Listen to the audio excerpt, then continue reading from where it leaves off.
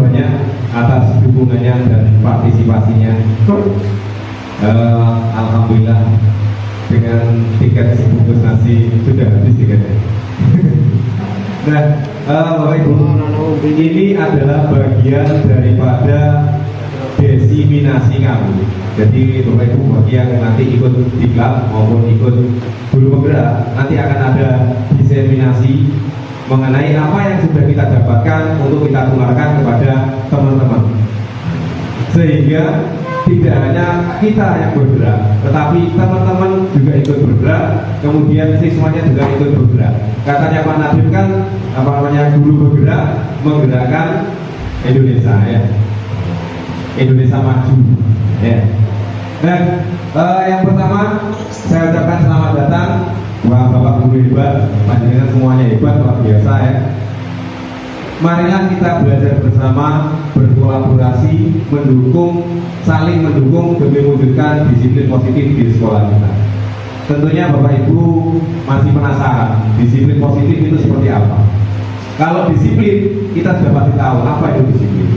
Tapi kalau disiplin dalam bentuk positif, nah nanti kita bedah sama-sama. Di sini kami bukan yang lebih ahli, namun kami hanya berbagi atau sharing tentang apa yang sudah kami dapat. Dan nanti juga bisa evaluasi dengan panjenengan. Persepsi kita sama apa enggak? Nanti ke depannya kita bergerak bisa bersama atau tidak.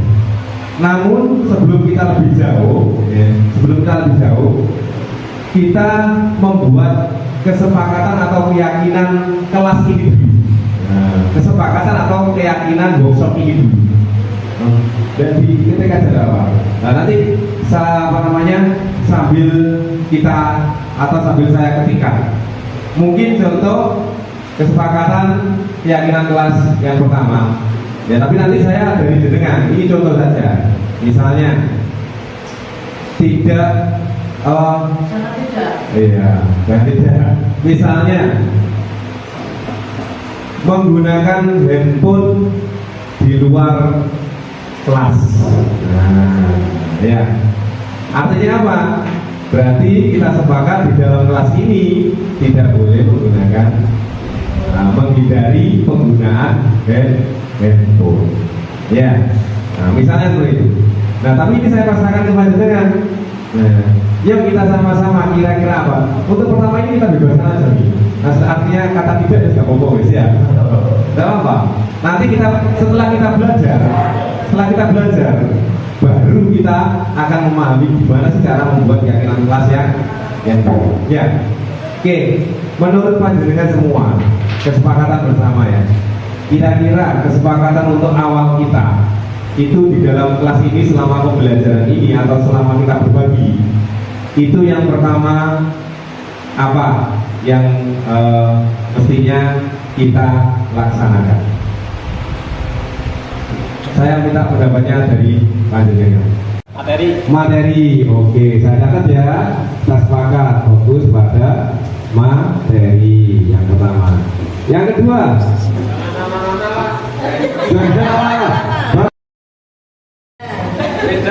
bedanya apa? Awal kasih waktu pokoknya panjang Pak. Oh, berarti gagal ini, Oke, gagal. Nah, terus apa ini nanya? Bukan tulisannya yang gagal, tapi materi cukup mengajar saja. Padatkan materinya. Bayai. Efisiensi waktu. Terus apa lagi? Dilarang keluar. Senyum, bagus. Tersenyum sewaktu di workshop, ya. Oke. Jangan lupa bahagia. Tidak boleh makan minuman di kelas. Tersenyum. Berarti senantiasa tersenyum gitu ya. Berarti kita nggak boleh mencela pendapatnya orang, misalnya, ya. Saling menghargai, ya. Saling menghargai. Oke. Angkat tangan bila mengeluarkan pendapat. Ada umpan balik, Pak. Umpan balik, oke. Umpan balik. Oh, bukan mengangkat tangan bila berpendapat. Ya apa enggak? Sepakat? Stimulus respon, Pak. Oh, stimulus respon. Stimulus respon. Setuju nggak? Sepakat nggak? Seperti ini ya, jadi Pak Jokowi bisa merespon saya ya. Misalnya kayak ini, ayo buat keyakinan kelas gitu ya. Nah Bapak Ibu, kita sepakat ini ya. Ada 6 keyakinan kelas, ya, kesepakatan kelas kita bersama. Dan ini murni dari dalam diri panjenengan tadi yang mengungkapkannya. Dan kita sepakati bersama. Artinya apa? Artinya murni dari motivasi panjenengan. Yang pertama, panjenengan ingin fokus pada materi. Yang kedua, efisiensi waktu. Nanti mungkin beberapa slide akan saya lompati, ya. Yang kosong-kosong maksudnya saya lompati, ya. Terus senantiasa tersenyum. Wah, ini orang sing ngantuk situ ya. Kadang ada yang stream Pak kan. Terus saling menghargai. Ya. Umpan balik materi. Nah, ini luar biasa Pak Ajis. Berarti Pak Ajis ini pembelajarannya ini sudah semangat. Ya tadi kalau pematerinya nggak bisa umpan balik ya nanti diserahkan Pak Ajis kan ya. Terus yang berikutnya stimulus respon. Stimulus respon. Ini nanti berarti saya memberikan beberapa pertanyaan menarik yang tidak ada surprise-nya, namun harus dengan respon. Ini sepakat ya, kita sepakat. Oke. Dan sekarang giliran Bu Iin. Monggo Bu. Assalamualaikum warahmatullahi wabarakatuh. Siapa kita? Siapa kepala? Saya ini hanya ingin mengecek dulu persiapan dengan apakah masih semangat atau sudah pengen buku ya. Jadi silakan ini ada soalnya. Pak Menteri nanti kesempatannya terakhir ya. Bapak Ibu, kita lihat di sini yang seger-seger ya. Jadi itu ada yang pertama ada buah apel ya, 3 sama dengan 30, kemudian dan selanjutnya. Kira-kira berapa kan jumlah terakhirnya? 14. Yakin? 14. Coba ada yang mau berapa? 14. Yang menjawab 15. Yang menjawab 14. Tepuk tangan kalau yang mau 14.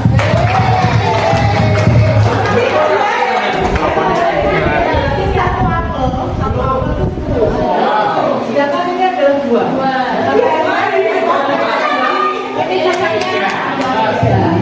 Tepuk tangan untuk disangkan dari yang connect ya.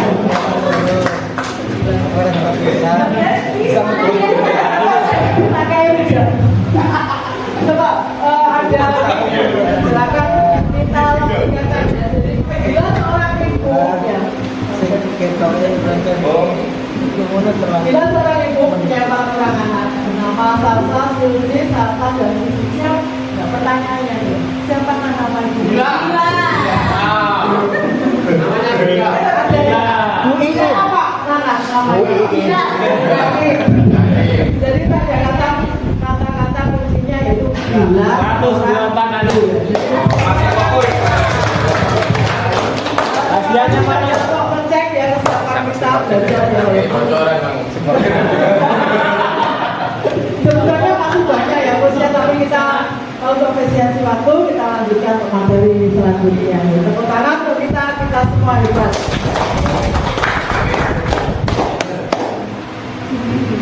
Dilanjutkan untuk Pak Aris budaya positif dan busana ya. Budaya positif. Dan kasih materi ngantuk dan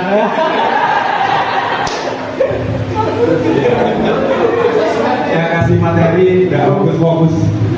Ya tidak, jadi tidak. Jajal aku sekarang saya minta tangannya ke atas ini. Ya, bentuk lingkaran. Ya, coba turun ke bawah. Coba turun ke pipi. Loh, pipi mundi. Loh, pipi nendi. Coba geser ke bibir. Kemudian geser ke mata. Oh, oke, fokus semua. Sip, terima kasih. Itu paling gampang ya. Itu sudah 5 kali. Biar sama-sama fokus ya. Oke. Dan Bapak Ibu, kita akan sama-sama belajar atau sharing mengenai budaya positif. Apa sih budaya positif itu? Nah, itu ada di modul kami di modul 1.4. Nah, ya lanjut dulu. Oke. Nah, modul 1.4 atau budaya positif itu nanti yang akan kita pelajari adalah sedikit ini. Ya. Sedikit ini. Jadi yang pertama kita harus tahu Bapak Ibu, sebelum kita ke budaya positif kita harus tahu apa sih yang namanya perubahan paradigma belajar. Nah, apa sih yang digaungkan sama Pak Nadim sekarang ini? Apa sih yang digaungkan untuk Merdeka Belajar itu? Intinya di mana? Nah, ternyata Pak Nadim ini ambilnya dari filosofi ya, dari wartawan nanti ada. Kemudian kita setelah paradigma belajar akan belajar disiplin positif dan nilai kebajikan universal yang ada di dunia. Terus nanti yang kita terapkan di sini itu apa saja? Jadi kan pasti ada yang sudah sedikit mengenal mungkin. Nah, kalau yang kita terapkan nanti itu ada 5P. Bukan 5P. Ada 5 karakter yang termasuk ke dalam P, profil pelajar Pancasila 3P. Ya, itu nanti akan kita melasa.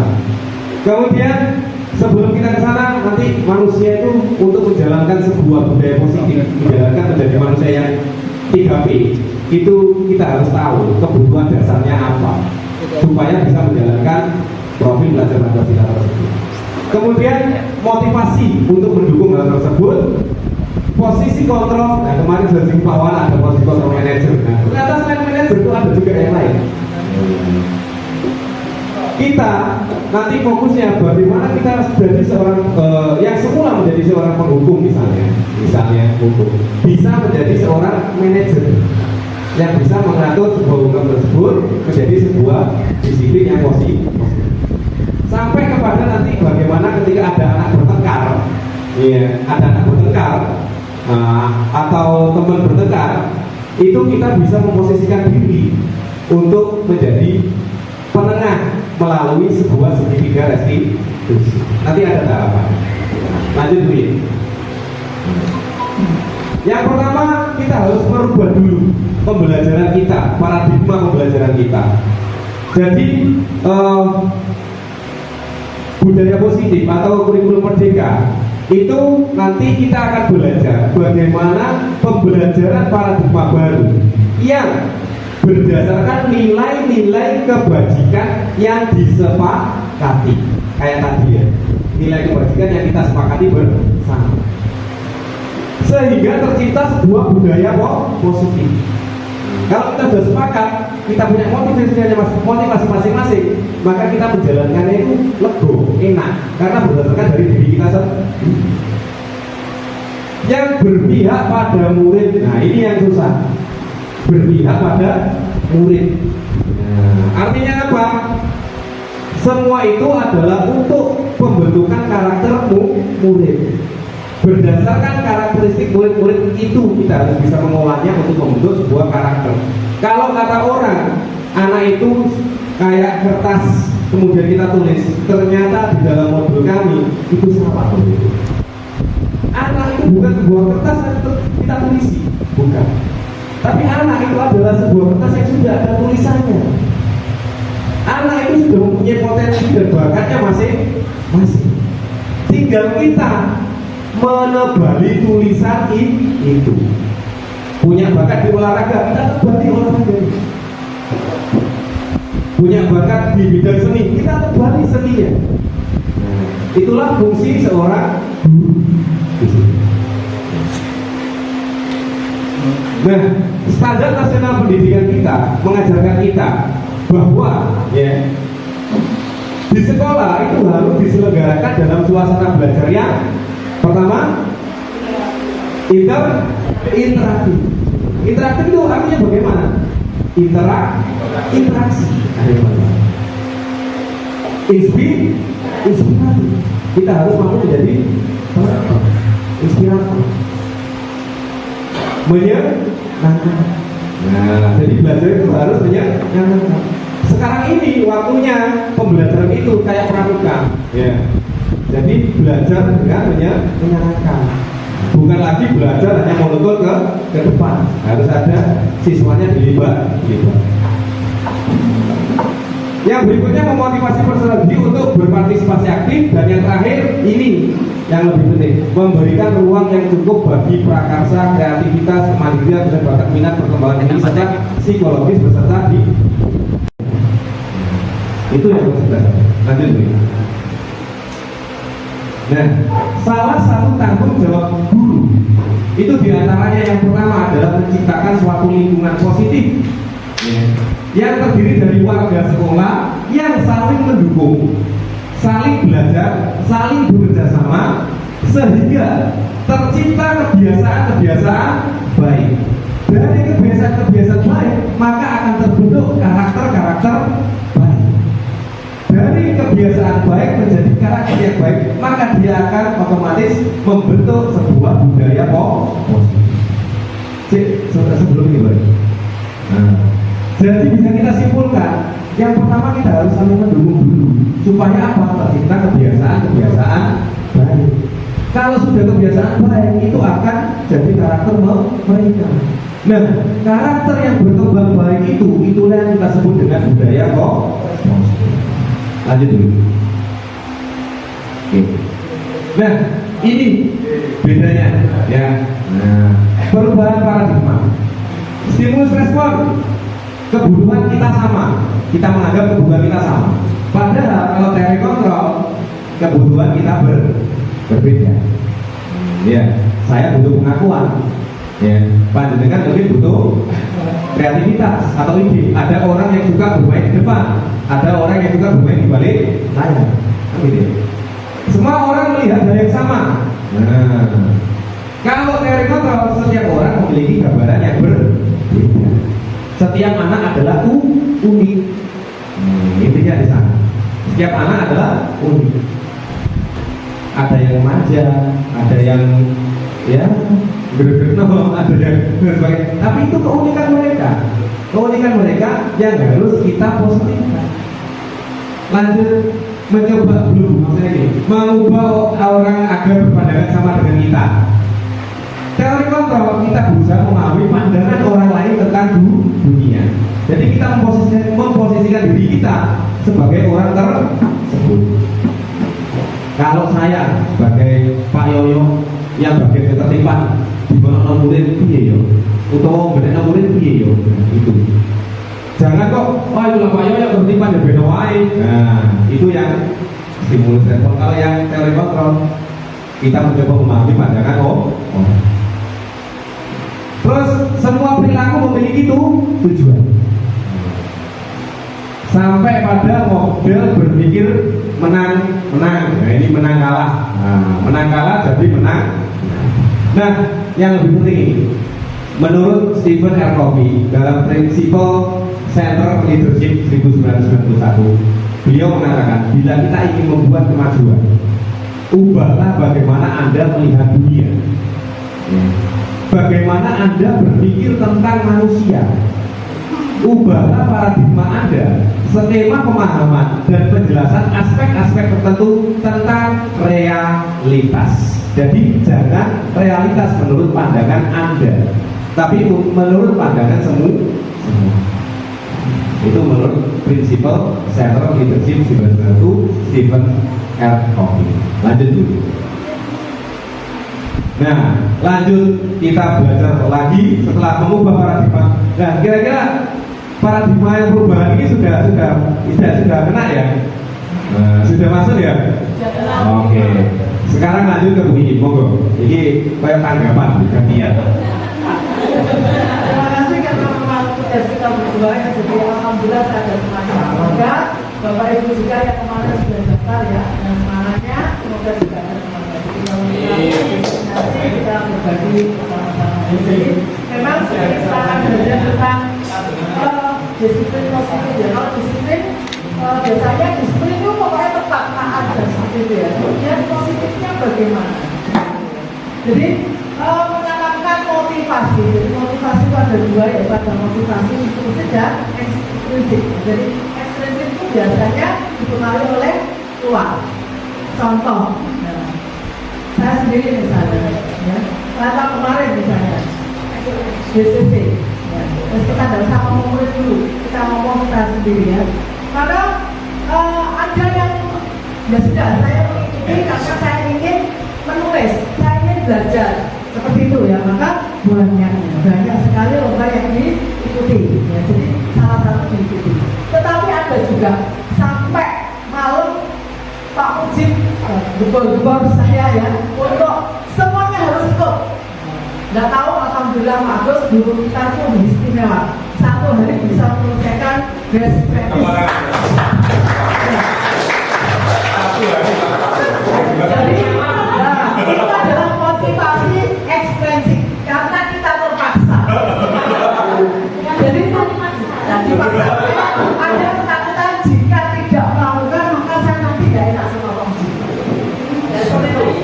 Tapi ada juga karena memang ya sudah kita mengikuti, ada juga yang pengen, ya aku pengen nanti dapat sertifikat karena misalnya SKP kita sudah menulis bahwa kita membuat karya best practice atau pengembangan diri sebanyak 2 di bulan Juli dan Agustus misalnya seperti itu. Makanya itu ada beberapa yang memang motivasi ada dikembangkan, memang ada dua ya. Kemudian motivasi itu apa? Itu berasal dari diri kita sendiri.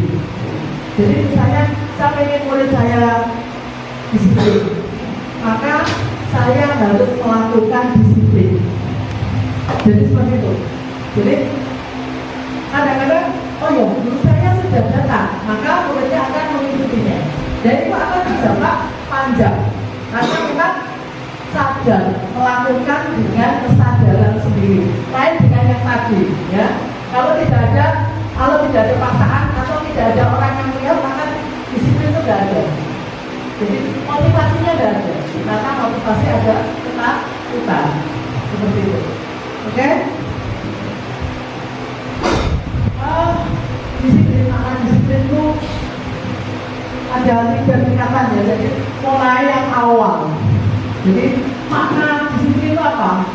Sesuatu yang dilakukan seseorang pada orang lain untuk mendapatkan kepatuhan, jadi ketertiban. Tapi itu pun kadang sering dilanggar.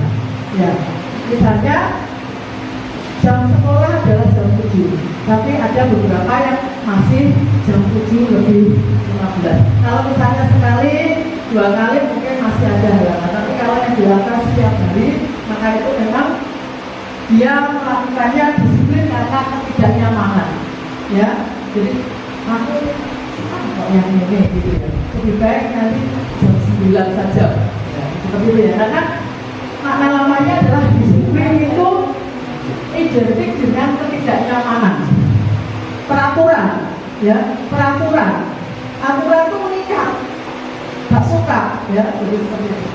Kemudian yang kedua, tujuan pendidik adalah menciptakan anak yang disiplin dengan perilaku yang mengacu pada nilai-nilai kebajikan universal yang bersumber dari motivasi intrinsik.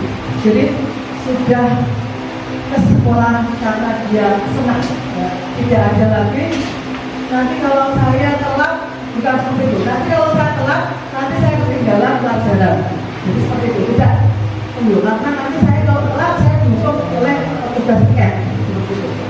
Kemudian yang terakhir yaitu disiplin positif, yaitu merupakan salah satu merupakan cara penerapan disiplin yang bertujuan untuk menumbuhkan kesadaran serta memberdayakan anak untuk melakukan sesuatu tanpa sobokan, tanpa ancaman maupun hukuman. Ya. Itu bisa kita lakukan sebagai pendidik. Ya. Kita harus melakukannya dulu. Seperti itu. Ya. Seperti kemarin memang ketika ada anak waktu itu pelajaran saya ada bagus lewat anak bu saya tidak kelihatan maka silakan kamu di depan. Tapi ternyata ketika ada anak yang bertanya ke saya bantu anak itu tidur-tiduran ya takut ya. Tapi saya memang membiarkan. Saya sekarang alhamdulillah ya saya belajar untuk tidak mudah marah ya, lebih terbuka ya seperti itu menerima pendapat orang gitu ya. Jadi saya ceritakan kamu tidur di lantai itu bagus ya. Kemudian saya hubungkan dengan anak magang yang gagal magang ya, karena memang kebiasaan itu dibawa sampai di tempat magang ya. Mungkin ada beberapa guru yang belum tahu bahwa ada anak yang magang ya, dia tidak mau duduk di atas, tapi duduknya di teras dan di lantai. Jadi itu kebiasaan yang seperti itu harus ditinggalkan. Jadi ini biasa bulan Torok ya, bahwa merdeka itu jawabannya orang lepasin pamrih. Ini udah kuat kuasa mandiri itu yang enggak. Merdeka itu artinya tidak hanya terlepas dari perintah, tetapi juga bisa memerintah diri sendiri. Ya, jadi seperti itu. Tidak hanya misalnya kamu bilang, Bu ikut CDP. Ya. Tapi juga saya harus ikut CDP karena CDP adalah nanti saya mendapatkan sesuatu yang baru seperti itu. Kemudian untuk menjadi seorang murid atau pengikut seseorang harus tahu alasan kenapa mereka mengikutinya. Ya.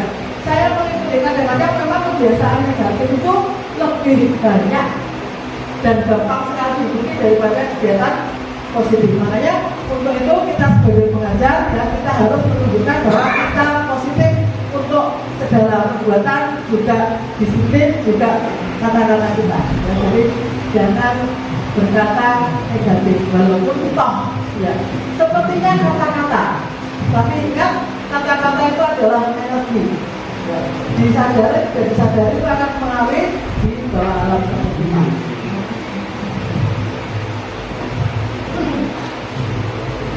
Sedangkan nilai kebajikan ya, adalah sifat-sifat positif manusia yang mempunyai tujuan mulia yang ingin dicapai individu. Jadi kalau saya kira tidak ada seseorang yang ingin saya ingin jadi maling.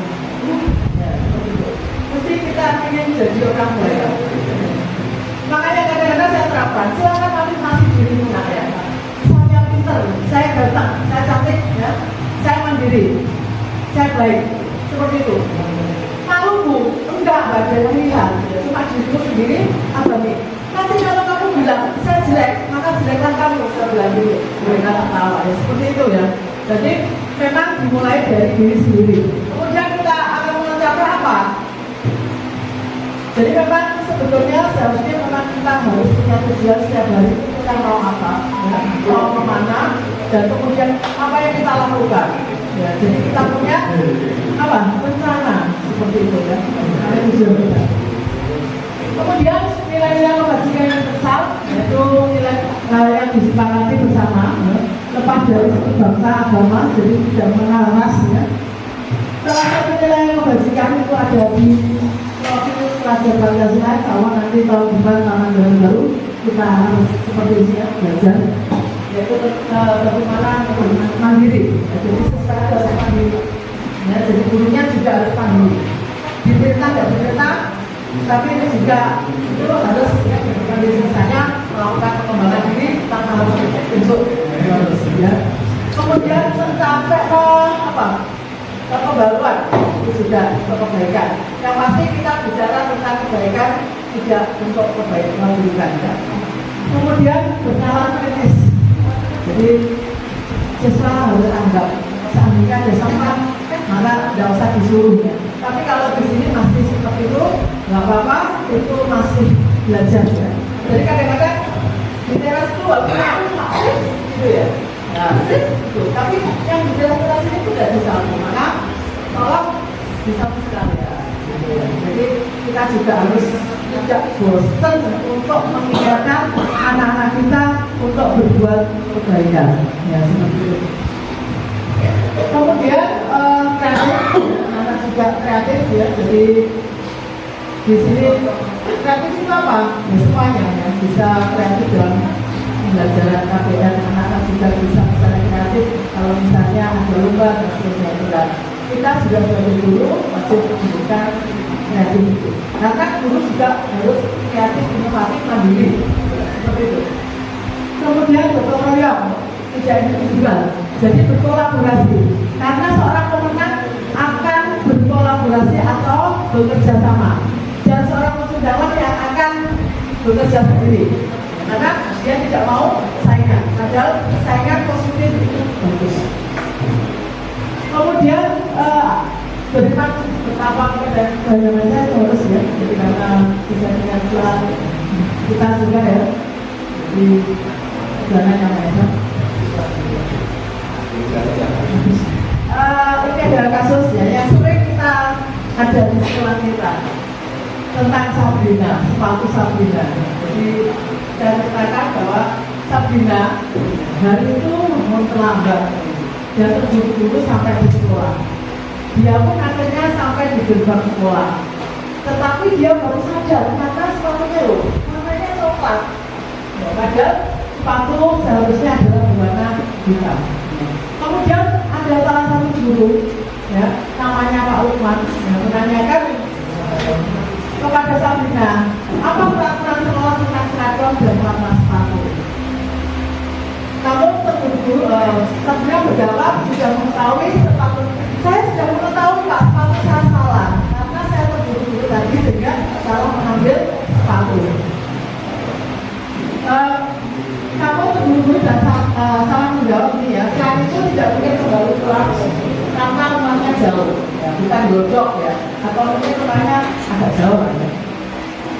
Sudah terlambat salah pulang. Nah, ini Pak Lukman mengatakan, ya sudah, kamu sudah melanggar peraturan sekolah, kamu salah. Sudah terlambat, salah pula warna sepatunya. Segera buka, kata Pak Lukman seperti itu ya. Segera buka sepatunya. Kalau tidak, bisa menggunakan sepatu yang sesuai dengan peraturan. Nah, ini seperti biasa yang kita lakukan ya. Sabrina minta maaf, saya minta maaf Pak. Ya, seperti itu. Tetapi ada permohonan kembali agar Bapak dapat menggunakan sepatunya. Karena dia tidak mau belajar tanpa sepatu. Pak Lukman bilang, kamu boleh menggunakan sepatu jika kamu sudah menggunakan sepatu kita. Jadi Pak Lukman tidak mau tahu ya. Pak Lukman tidak mau tahu. Jika kamu telah melanggar peraturan sekolah, kalau tidak sanggup ambil sepatu di rumah atau diantar ke sekolah, ya sudah kamu tidak usah bersepatu sepanjang pelajaran. Ini ya, sepatu sudah. Sabrina pun dengan berhati-hati mencopot sepatunya, yang memberikan kepada Pak Lukman. Dia tidak keluar karena dia malu. Dan setidaknya dia beli tanpa alas sepatu. Kemudian dari kasus ini, pertanyaannya, kebutuhan apa yang dilakukan yang dibutuhkan oleh Sabrina? Kemudian nilai kebajikan atau keyakinan sekolah apa yang dituju dengan bersepatu warna hitam? Yang ketiga, bila Pak Lukman mengambil posisi seorang manajer, kira-kira apa yang akan dilakukan atau dikatakan bagaimana sikapnya Pak Lukman terhadap Sabrina? Jangan dulu Pak. Kira-kira coba saya mau tanya, kira-kira apa yang dibutuhkan saat itu oleh Sabrina? Aziz. Sepatu warna hitam. Aziz timbal balik Pak Aziz. Apa kira-kira Sabrina itu coba? Apa yang dia sudah memahami kesalahannya, dia sudah minta maaf, tapi Pak Lukman tidak mau ya. Kira-kira yang dibutuhkan saat itu Sabrina apa? Apa? Yaitu kebutuhan kasih sayang. Sabrina sebetulnya pengen dikasih kasih sayang Pak. Itu kalau sudah bisa jadi yang pertama ya, jadi cinta dan kasih sayang kebutuhan untuk diterima walaupun berbeda. itu yang dibutuhkan oleh Sabrina saat itu. Mungkin juga yang dibutuhkan oleh kita ketika melanggar ya. Kemudian nilai kebajikan apa? Sekolah menanamkan nilai kebajikan tanggung jawab dan seragam, karena itu sudah aturan kan gitu ya. Supaya tidak timbul persaingan yang berpakaian di dalam siswa di dunia. Jadi ada keseragaman itu nilai kebajikan yang ditanamkan dari sekolah untuk siswa. Kemudian tadi Pak Lukman, kamu salah begitu. Itu adalah Pak Lukman kontrolnya sebagai seorang penghubung. Nah, jadi sekarang bagaimana jika Pak Lukman itu bertindak sebagai manajer? Maka Pak Lukman di posisi manajer, itu yang pertama dia akan mengatakan, apakah kamu memahami kesalahanmu Sabrina? Ya, dengan seperti itu, pengakuan itu. Kan dari soal tadi kan sudah tahu bahwa Sabrina sudah memahami kesalahannya, kemudian juga sudah minta maaf. Tetapi karena Pak Lukman tadi bertindak sebagai hukum, maka tidak mau tahu. Kamu salah dia harus hukum. Kemudian sebaiknya Pak Lukman tetap bersikap tenang, berbicara dengan nada yang datang dan berwibawa. Ya, jadi tidak pesan dengan motor ataupun dengan kata-kata yang kasar. Kemudian Pak Lukman yang ketiga bisa alternatifnya dalam mengantarkan Sabrina untuk mengambil sepatu, ya, karena memang rumahnya Sabrina jauh. Kemudian dari kita semuanya itu harus belajar untuk merefleksi apa yang kita lakukan, ya, yaitu peristiwa. Jadi refleksi apa yaitu ada peristiwa, perasaan, pembelajaran dan penerapan. Jadi ini dilakukan ya ketika kita belajar pun mengajar pun harus kemudian. Yang saya pelajari saat ini ya, jadi ini pun masih dalam proses.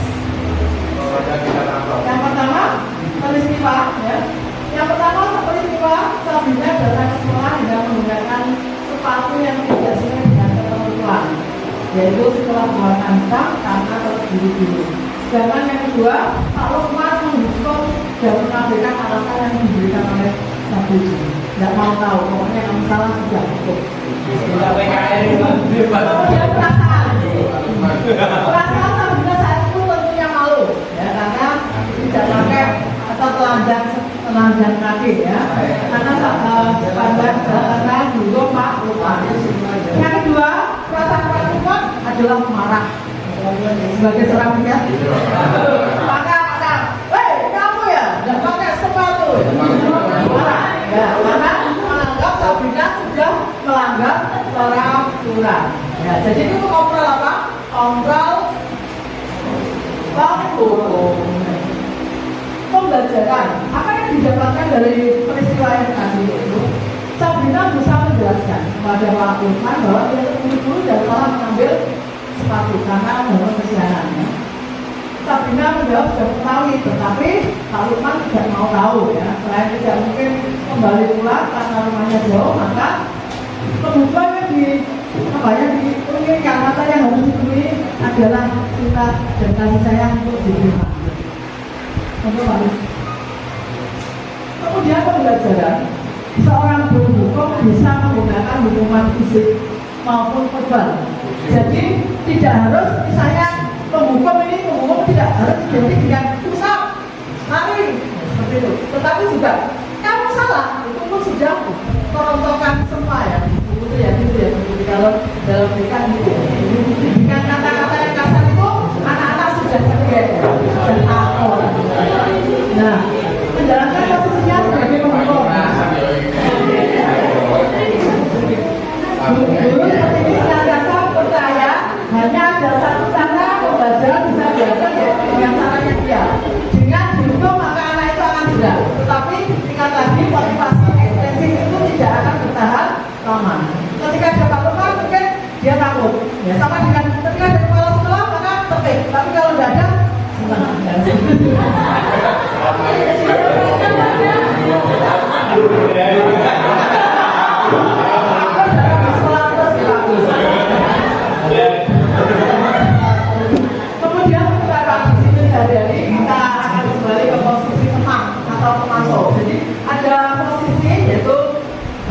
sekretaris, ada komisi hukum, kemudian ada pembuat rasa malu, nah, dengan kata-kata kemudian ada bersikap berteman, ya, kemudian bersangkut juga manajer. Hal yang pentingnya adalah seperti yang dikatakan bahwa manajer siap bekerja, ya. Kemudian namun perlu disadari tujuan akhir dari 5 posisi kontrol seorang guru adalah pencapaian sebagai manajer. Tapi masih belum bisa, kita bisa posisi teman dulu, ya. Tapi jangan untuk menghukum dan membuat rasa bersalah tidak dilakukan dulu, ya, apalagi guru BK, ya. Di mana posisi inilah dapat menjadi pribadi yang mandiri, merdeka dan bertanggung jawab atas segala perilaku dan sikapnya. Pada akhirnya yang diinginkan adalah positif, disiplin positif, nyaman dan aman.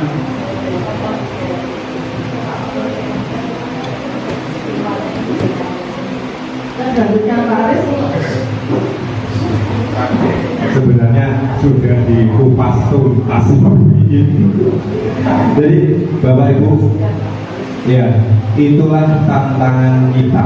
Jadi, kalau dengan apa-apa hukum, tanpa ada alasan, tanpa apa-apa, marah hukum, berarti dengan percaya bahwa cara mengatasi anak hanya dengan satu cara itu.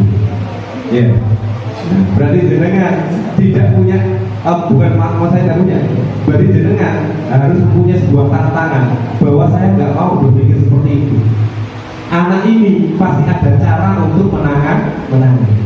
Gak enak Bapak Ibu datang terlambat langsung telat awakmu ini, wis buat ono. Padahal kita datang telatnya, umpamanya ya, kita datang telatnya mengambilkan spidol gurunya tanpa apa? Iya, tanpa guru bertanya, "Ustaz telat?" Boleh. Padahal kita baik. Ya kan? Tak enak Bapak Ibu gitu kan. Jadi biarkan anak itu mengungkapkan perasaannya, mengungkapkan alasannya dulu.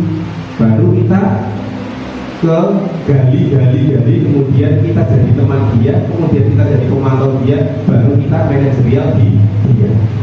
Jadi jangan dihantam rata, dan enak Bapak Ibu. Gitu. Nah, kebutuhan karena apa? Kebutuhan dasar manusia itu pada dasarnya ada berapa ini? Saya fokus mulai. Ada 5. Yang pertama penguasaan, yang kedua kesenangan, yang ketiga kebebasan, yang keempat kasih sayang dan diterima, yang paling utama adalah bertahan hidup. Nah, sekarang pertanyaannya, motivasi bertahan hidup itu motivasi apa? Seperti apa tentunya? Yuk, Pak Aziz ada pertanyaan. Ayo. Hah? Makan minum, wah dulu luar biasa bagusnya favorit guys, idola Aing. Yang apa itu? Makan minum itu adalah motivasi bertahan. Kebutuhan dasar manusia bertahan hidup. Kalau penguasaan, banyak uang. Apa? Kebutuhan dasar manusia penguasaan. Ya ini, kayak saya debat dengan ini.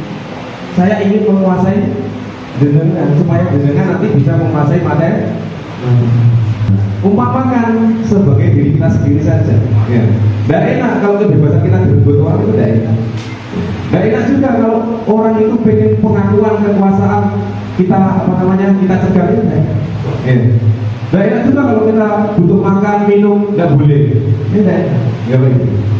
Jadi itu adalah beberapa kebutuhan dasar manusia yang harus kita pahami. Dan mengapa kita harus paham kebutuhan dasar tersebut? Bapak Ibu sudah memahami. Lanjut dulu. Operatornya ngantuk.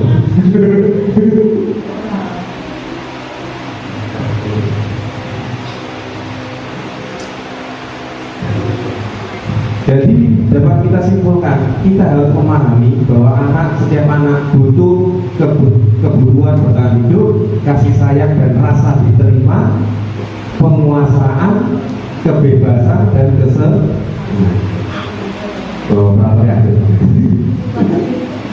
Oke. Nah, lanjut sekarang adalah motivasi. Nah, monggo Bu Iis.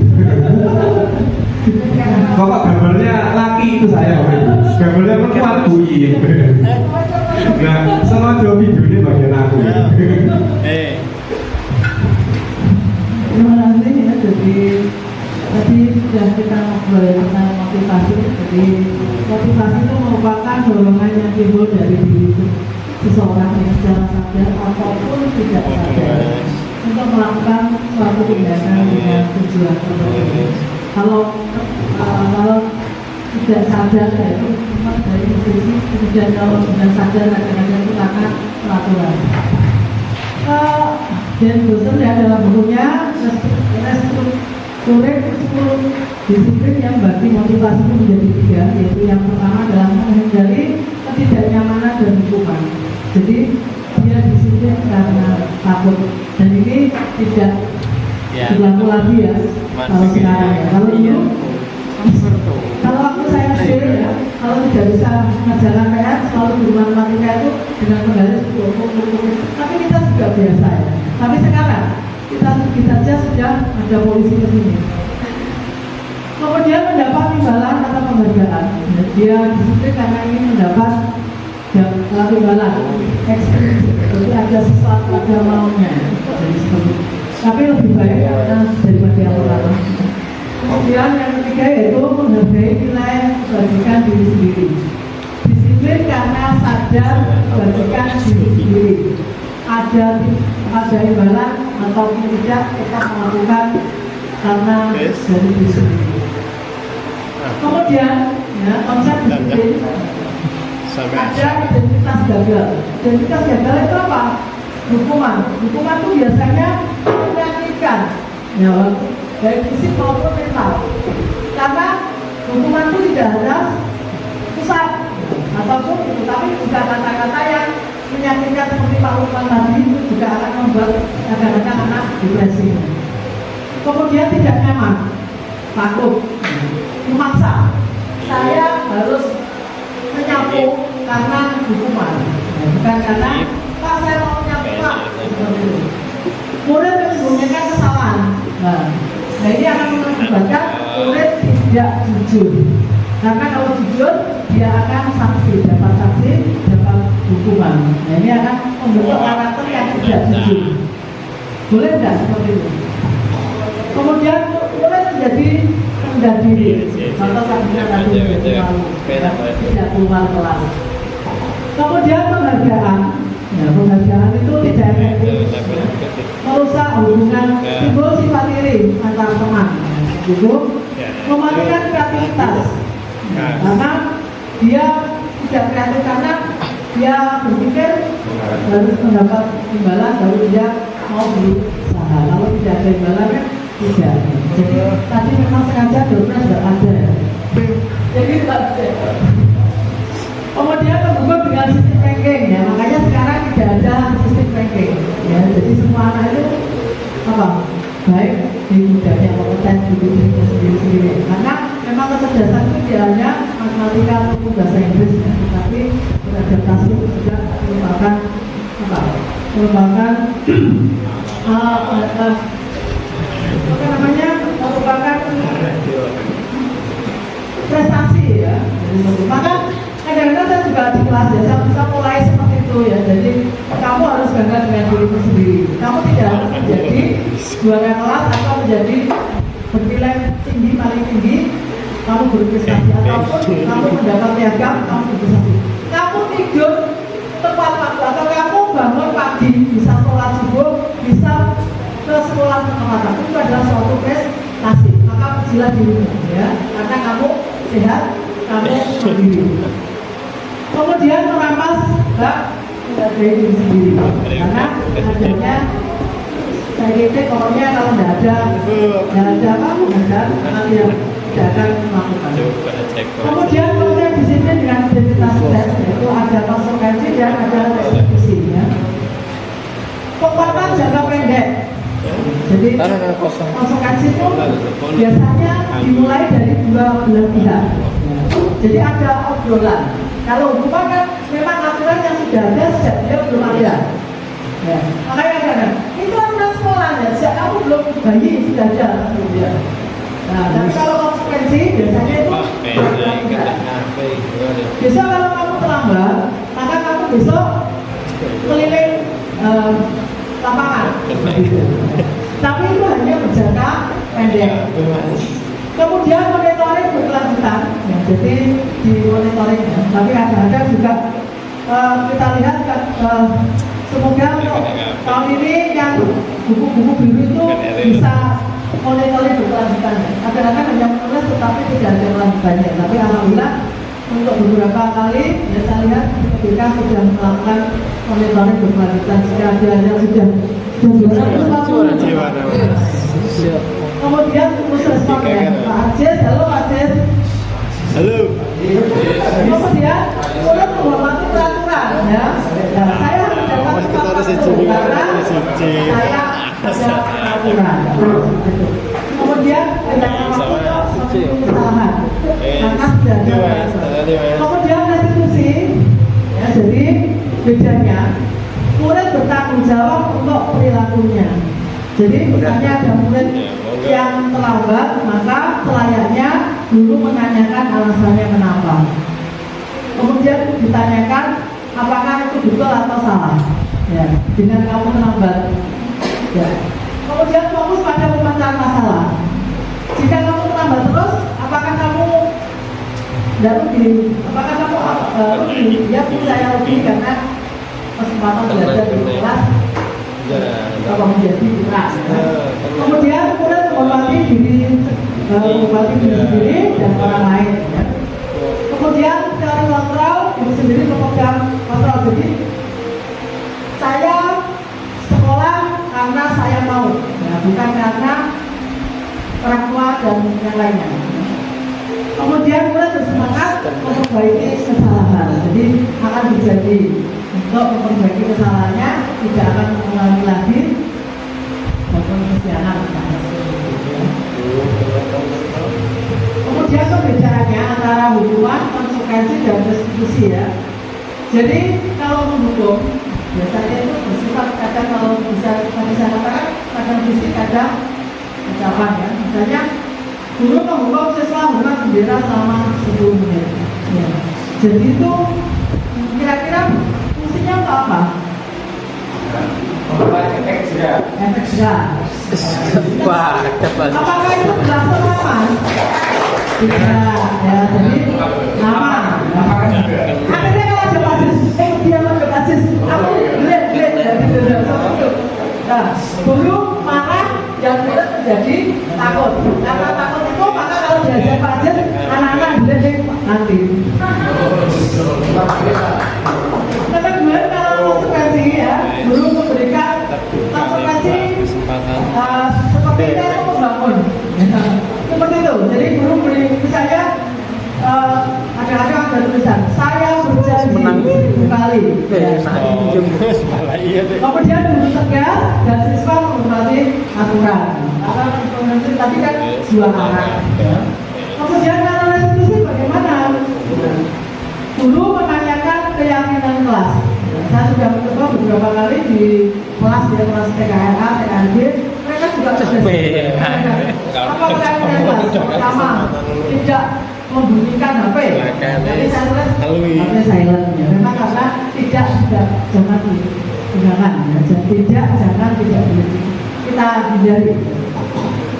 Kemudian membantu siswa menyelesaikan masalah. Ya, tadi kalau misalnya kita di kontrol manajer, seandainya Pak Lukman, maka dia akan menanyakan ya alasannya apa, kemudian juga dengan ada yang betah tidak marah, ya, sehingga malah menjadi ciut nyalinya.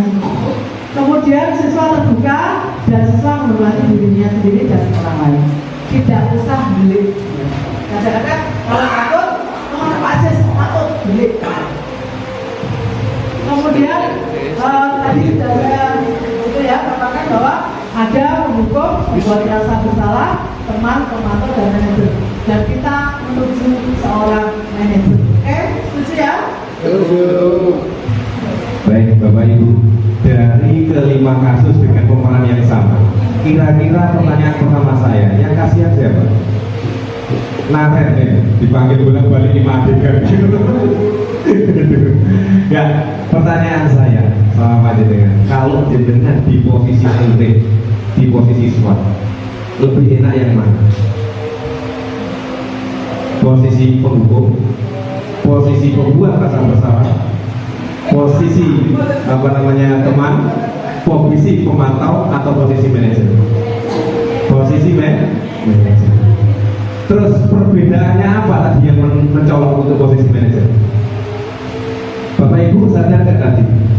Guru, guru hanya memancing stimulus respon, tapi semua yang menjawab dan yang melogika dan yang mengatasi masalah adalah muridnya sendiri. Dan itu akan berdampak lebih lama, berjangka panjang daripada kita yang memberikan solusi. Lanjut. Nah, ini 5 posisi kontrol. Penghukum, patuhi aturan lalu berdiri di depan kelas. Kalau ada jenengan takut, tidak ada jenengan guru lain, belum tentu. Ya. Terus kemudian, apakah ini akan berlaku terus-menerus untuk panjenengan? Belum. Pembuat rasa bersalah, berapa kali lagi guru harus beritahu kamu, ibu kecewa sama kamu. Ini membuat anak membuat merasa bersalah. Jadi rendah diri, jadi pemalu dan anak jadi pemalu. Ya. Kemudian berikutnya, ini juga berbahaya posisi teman. Ayolah yang penting demi bapak. Kali ini tidak bapak, nanti bapak harus bereskan. Kalau murid itu ketemu sama saya, enak. Tapi belum tentu kalau murid itu ketemu dengan Bu Iin, ketemu dengan Bu Retno, Bu Ayun, murid itu tidak akan sesenang ketika bertemu dengan saya. Sama saja ya, paham ya? Bahayanya posisi teman seperti itu. Bahayanya posisi teman. Ya. Jadi yang dianggap teman, yang dia bela, yang nggak dianggap teman, ya nggak direka. Posisi pemantau, ini agak lumayan. Kamu sudah melanggar tata tertib. Sanksi atau konsekuensinya apa? Anak disuruh berpikir. Ya, konsekuensinya ini Pak. Oke, kalau gitu lanjutkan. Lebih baik lagi manajer. Apakah kamu tahu kesalahanmu? Anak diminta untuk menjelaskan dulu. Iya Pak, saya terlambat. Apa yang kita yakini kalau kamu datang terlambat? Tata tertib yang sebelah mana yang kamu langgar? Poin A, B, C. Terus yang terakhir, apa kira-kira rencana kamu dalam menyelesaikan masalahmu itu supaya kamu tidak terlambat? Dia berpikir sendiri. Dan Bapak Ibu juga akan mengetahui otomatis nanti di rumahnya itu kenapa dia tidak bisa bangun pagi, kenapa dia itu di rumah itu ada siapa saja yang bisa membantu. Di rumahnya itu nanti bagaimana solusinya, pasang alarm atau bagaimana, Bapak Ibu juga akan tahu. Tapi semuanya ini ya membutuhkan sebuah konsistensi. Lanjut dulu. Nah, sekarang materi kami berdua dan panjenengan semuanya. Materi keyakinan kelas. Nah, Bapak Ibu, keyakinan kelas. Kenapa kok keyakinan kelas tidak peraturan kelas? Karena keyakinan kelas itu akan menjawab mengapa kita memiliki peraturan itu tentang penggunaan, misalnya penggunaan helm pada saat mengendarai kendaraan roda 2. Mengapanya itu yang penting? Mengapa kita memiliki peraturan itu? Motivasi intrinsik. Mengapa kita memiliki peraturan tentang penggunaan masker dan mencuci tangan di setiap saat itu? Motivasi intrinsik. Lanjut dulu, sebentar. Contoh pembedanya ya, keyakinan kelas lebih abstrak dari peraturan. Disiplin waktu, wis itu aja, nggak usah disiplin waktu di dalam kelas jam sekian nggak usah. Cukup keyakinan kelas, disiplin waktu. Berupa pernyataan universal, saling menghargai. Berarti nanti kalau berpendapat saling menghargai, kalau berbicara nggak boleh memotong. Nah, nggak usah dikasih penjelasan banyak. Dibuat dalam bentuk positif, sedikit saja biar mudah diingat, sesuai kondisi kelas dan sekolah agar mudah diterapkan. Yang terakhir, semua warga sekolah dilibatkan saat membuatnya. Ini yang belum kita laksanakan di dalam kelas. Semua warga kelas, satu kelas harus kita libatkan di dalam membuat keyakinan kelas. Itu namanya kesepakatan atau keyakinan bersama. Kalau kita yang membuat berarti keyakinan kita saja. Contohnya ini, disiplin waktu, saling menghargai, menjaga kebersihan dan lingkungan, menerapkan 5S, gemar berliterasi, simpel kalimat. TKP, terampil, kreatif dan percaya diri. Keyakinan keras. Jadi tidak hanya bersifat mendukung, tetapi juga memotivasi. Bagaimana kegiatannya? Nanti kalau di dalam kelas, Bapak Ibu bersama siswa berdiskusi dulu tentang peraturan atau keyakinan kelas yang akan dibuat apa saja. Bersama-sama. Setelah itu, Bapak Ibu merumuskan kegiatan itu. Karena anak biasanya, Pak, nggak boleh pegang HP. Pak, nggak boleh ini, Pak, boleh. Kita rumuskan. Nah, jadikan satu HP silent. Nah, seperti itu. Kita rumuskan sama. Setelah itu, guru bersama siswa. Nah ini, jadi selain merumuskan sama, kita praktekkan juga sama-sama. Praktek awalnya adalah dengan menempelkan keyakinan kelas tersebut di ruangan kelas. Anak akan melihat, mendengar, melakukan. Nah, itu akan berdampak atau berjangka panjang. Lanjut dulu. Nah, ayo bersama-sama membuat keyakinan kelas. Nah, terserah Bapak Ibu. Atau kalau mau kurang, minta lagi ke Bu Iin yang kelasnya. Tapi sebelum ditempel, coba Bapak Ibu rembukan sama teman-teman. Nah, barangkali nanti ada yang sama. Ada yang sama atau mungkin bisa dirumuskan dalam satu kata yang lebih global dan mudah diingat. Yang di sana, ya, yang sebelah kanan sana adalah keyakinan kelas untuk kita terapkan bersama di sekolah, keyakinan sekolah. Ya. Yang di sebelah sini keyakinan kelas untuk diterapkan di dalam kelas. Iya, dua, satu di sekolah, satu di kelas. Kalau sama, ya tidak masalah. Nah, monggo. Kamu disiplin bekerja dengan penuh tanggung jawab. Oke. Nah, berdoa sebelum dan setelah proses belajar, mesti ya. Tetap dalam sekolah, dalam pembelajaran, disiplin. Jadi intinya semuanya suka disiplin. Alhamdulillah ya. Apapun yang terjadi, disiplin nomor 1 menurut guru SMK. Siapa kita? SMK Negeri Malang.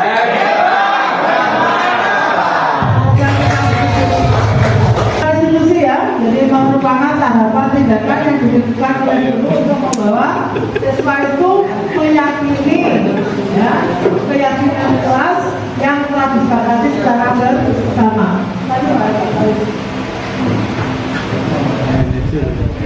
Ya, jadi hati-hati apa yang sudah kalian langgar ya, seperti itu. Jadi karena di sana sudah banyak yang disiplin waktu, disiplin tanpa waktu dan seterusnya, maka yang dilanggar adalah sifat waktu atau disiplin. Ya. Kemudian yang menanyakan keyakinan, kita semua memiliki motivasi yang positif. Jadi diyakini bahwa jika terlambat apa yang menjadikan rugi ya. Jadi itu juga akan mengubah dia bagaimana untuk memperbaiki kesalahannya. Jadi kalau misalnya kemarin kamu kenapa kok terlambat misalnya? Kemarin siapa ya? Afan kelas TKRK ya. Nah, jadi itu kenapa Afan kamu terlambat? Saya kesiangan Bu, udah dibangunkan. Sudah tapi saya tidur. Kamu bangun jam berapa? Kamu tidur jam berapa? Katanya dia tidurnya dini hari jam 3. Loh, kenapa kamu kok tidur sekian? Saya mainan HP Bu. Kalau saya sudah mainan HP itu tidak bisa tidur. Ya maka dia juga sudah saya arahkan ya. Maka silakan kalau kamu ketika mau tidur maksimal jam 10 kamu hasilnya berdiri. Ya. Dan nggak tahu belum ketemu lagi ya karena kita kemarin ngobrolnya baru dari Rabu yang kemarin ya. Jadi semoga Rabu yang akan datang sudah tidak terlambat kembali. Terlambat ya, apa terlambat itu wajar. Karena apa? Karena kantinnya masih full. Nah, kantin kita memang terbatas. sementara kamu memang lapar, tidak apa-apa. Nah, setelah menguatkan identitas dia, kemudian memvalidasi tindakan. Nah, sekarang kira-kira kalau masuk terlambat, itu kira-kira menurut keyakinan kelas yang sudah kita buat, itu benar apa enggak? Gak benar Pak, dibiarkan dia yang mengungkapkan sendiri atas apa yang pernah dibuat bersama. Setelah itu yang terakhir apa? Menanyakan keyakinan. Kalau itu tidak benar, terus apa namanya? Yang benar bagaimana? Solusinya bagaimana? Biarkan dia sendiri yang memutuskan atau dia sendiri yang nanti apa namanya mencari solusi atas perbuatan dia tersebut. Kalau kita kan contohnya hanya solusinya apa? Membawa bekal. Yang pertama solusinya tentunya menghubungi Pak Aris untuk mengejar ketertinggalan kelas, ketertinggalan pelajaran. Setelah itu besok setiap hari dia akan membawa bekal karena dia malas ngantri. Biarkan dia untuk apa istilahnya mencari solusinya sendiri. Setelah itu yang terakhir apa? Kita kuatkan dia. Bagus, sudah tepat apa yang kamu lakukan. Pak Aris akan selalu mendukung setiap tindakan kamu. Ya. Nah itu adalah yang dimaksud segitiga restitusi. Nah Bapak Ibu, posisi kita adalah guru. Guru saat ini harus menjadi among. Apa itu among? Among adalah posisi manajer yang menuntun murid-muridnya menjadi insan yang mempunyai profil pelajar Pancasila. Jadi murid itu ibarat padi loh, ibarat padi. Nah, yang akan kita tempatkan di mana untuk mendapat sinar matahari yang pas. Pupuknya bagaimana supaya dia bisa tumbuh. Airnya harus diberi beberapa kali supaya dia bisa tumbuh dengan baik. Kalau saya, ya kita umpamakan sebagai padi, bahkan kita umpamakan sebagai petani buah. Karena apa? Anak-anak itu ada yang berupa melon, ada yang berupa semangka, ada yang berupa nanas, salak, membutuhkan pencahayaan yang berbeda-beda, membutuhkan pupuk yang berbeda-beda, membutuhkan intensitas air yang berbeda. Kita harus pintar sebagai petani atau sebagai guru yang menempatkan anak itu pada posisi yang pas, memberi air, pupuk dan lain sebagainya yang pas dengan keadaan atau kodrat mereka, sehingga apa? Mereka mampu mencapai kodratnya. Mencapai kodratnya itu artinya apa? Mencapai kodratnya, mencapai apa yang mereka inginkan, ya, setinggi-tingginya, sebahagia-bahagianya. Itu intinya. Nah, mereka mencapai sebuah kodrat mereka. Nah, jadi posisi kita adalah sebagai among. Ya. Jadi ada pepatah kalau kemarin itu Ki Hajar Dewantoro ya. Ketika kita masuk ke sekolah atau ke kelas Bapak Ibu ya, tinggalkan semua yang ada di rumah. Tinggalkan semua permasalahan yang ada di rumah.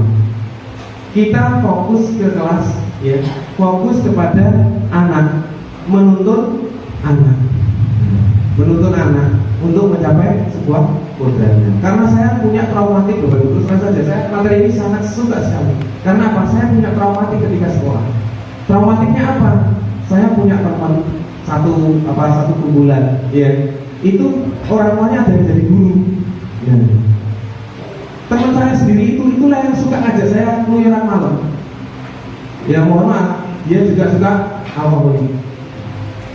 Ketahuan di rumah, besok paginya guru bahasa Indonesia, saya masih ingat guru bahasa Indonesia. Paginya di sekolah, saya sama teman saya nggak ikut minum, saya nggak apa-apa. Paginya di kelas, dia mengira kita yang mengajak dia. Satu kelas, terutama saya dan teman langsung kena marah.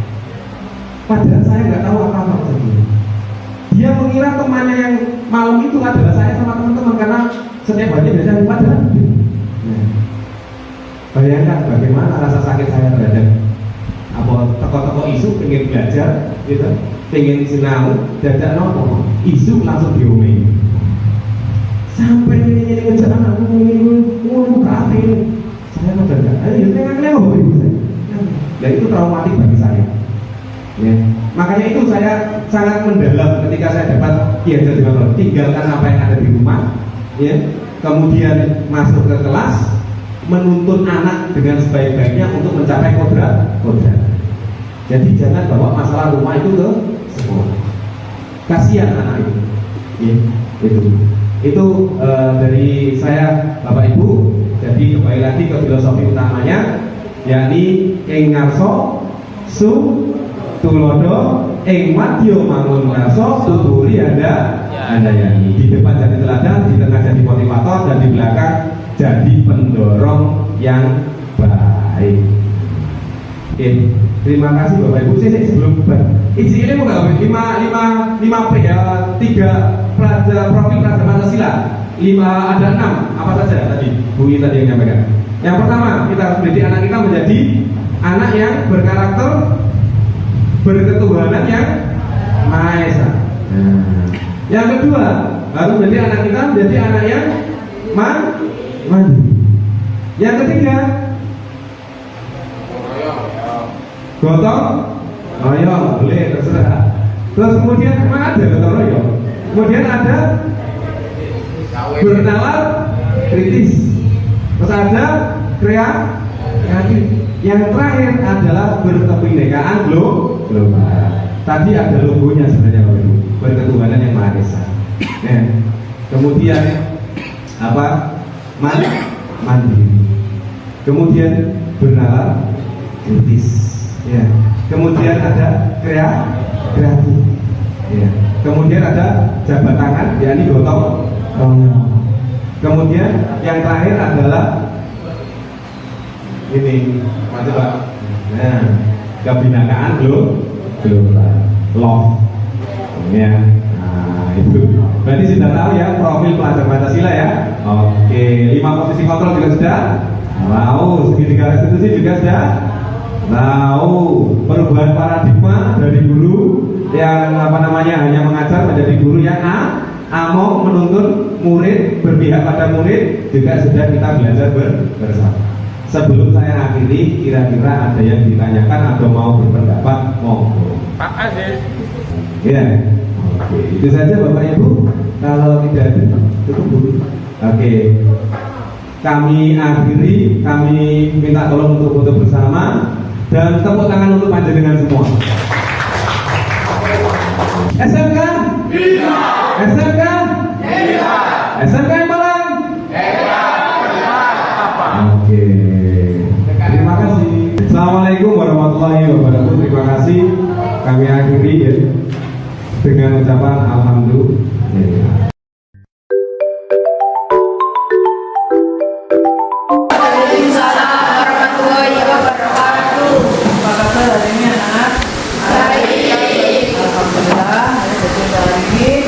Yang bijen ya, dan sudah sesuai ya.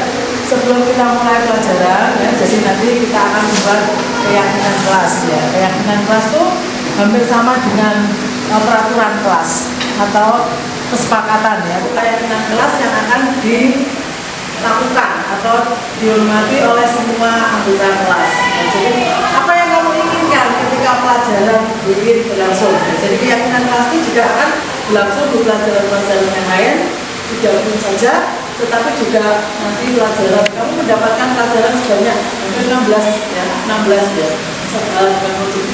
Kemudian juga nanti ada keyakinan kelas yang ada di sekolah. Jadi nanti kita sama-sama seperti itu. Bedanya apa kalau peraturan? Biasanya peraturan itu ada sebelum kalian ada.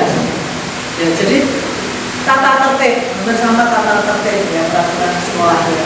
Dan sifatnya itu satu arah. Tapi kalau kalau keyakinan kelas itu dua arah. Jadi apa yang kamu lakukan, apa yang kamu inginkan di sini, tapi tanda petik adalah untuk kebaikan, ya seperti itu.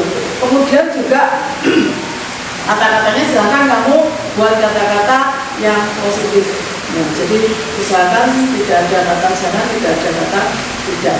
Kemudian juga akan bersifat aktif. Jadi nanti kita akan bagikan positif ya. Jadi maaf ini positifnya agak kecil ya, karena kemarin demikian ini besar ya ternyata. Silakan kamu mau nuliskan lebih dari, boleh ya.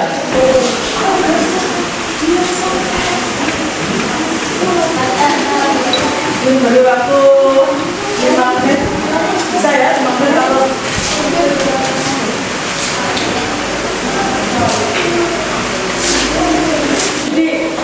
jadi misalnya tidak HP, tidak bermain HP atau kamu misalnya boleh, tapi nanti kita sebutkan sama-sama. Artinya selama pelajaran itu HP silent ya. Nanti abstrak tidak diterangkan kalau misalnya apa? Tepat waktu artinya kalian tepat waktu mengumpulkan tugas, tepat waktu datang gitu ya.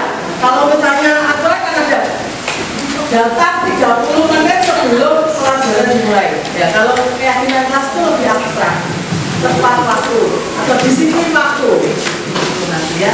Tapi disiplin waktu itu sudah mencakup dalam mengumpulkan tugas, kemudian dalam melakukan kedatangan dan seterusnya ya. Silakan diberikan waktu 5 sampai 10 menit. 10 menit kan 5 menit. Kamu pengen apa? Kamu kan sudah sama Pak sudah toh? Tepat waktu. Ya kata-kata pernyataan seperti itu. Jadi nanti kalau ketemu temannya, assalamualaikum, salaman, boleh. Ya. Kemudian gemar membaca atau berliterasi atau gemar membaca atau sudah mulai kembali untuk belajar ya. Jadi nanti tentang MPP pengajaran mungkin ya banyak bisa masuk kelas. Dan semuanya butuh. Jadi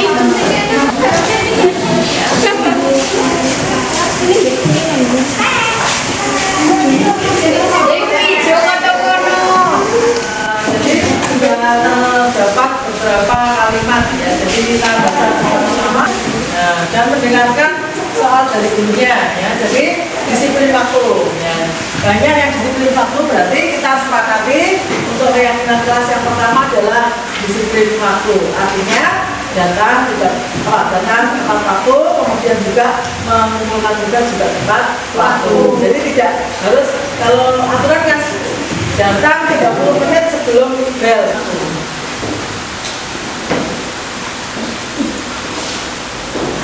Kemudian yang kedua apa? Nah, ini ada disiplin waktu juga yang kita kelompokkan disiplin waktu. Ini juga disiplin waktu, menjaga kebersihan kelas, tidak ramai, datang tepat waktu ya. Banyak kan berarti kalian memang senang kalau tepat waktu ya Kak ya. Dan dilarang bermain HP. Disiplin waktu ya. Jadi kalian banyak yang senang dengan disiplin waktu ya, ke semuanya ya. Jangan bicara tidak ramai, tidak ramai. Jangan bicara juga termasuk ya. Kemudian tidak ramai, tidak membuang sampah di sembarangan. Harus tertib. Ini saling menghormati ya, tertib. Saling menghormati. Ini membuang sampah jadi menjaga kebersihan. Tidak bermain HP.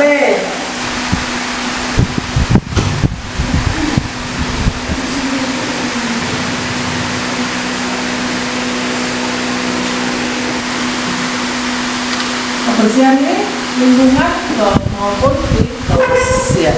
Kemudian apa? Yes. Ada tidak yang tadi gemar itu? Gemar bang sampah ini menjaga kebersihan ya. HP di silent ya. Terima kasih anak-anak. Hari ini kita sudah mempunyai keyakinan kelas dan ini karena datang dari dirimu sendiri ya. Maka kita juga harus menghormatinya dengan cara kita melaksanakannya ya. Jadi ada beberapa yang kelas 10 untuk materinya diri. Jadi mungkin hampir sama mungkin dalam keyakinan kelas di masa pelajaran lainnya. Terima kasih. Mengucapkan sekarang kita mulai lagi pelajarannya. Jadi nanti kalau hari Selasa itu belajar di rumah ya.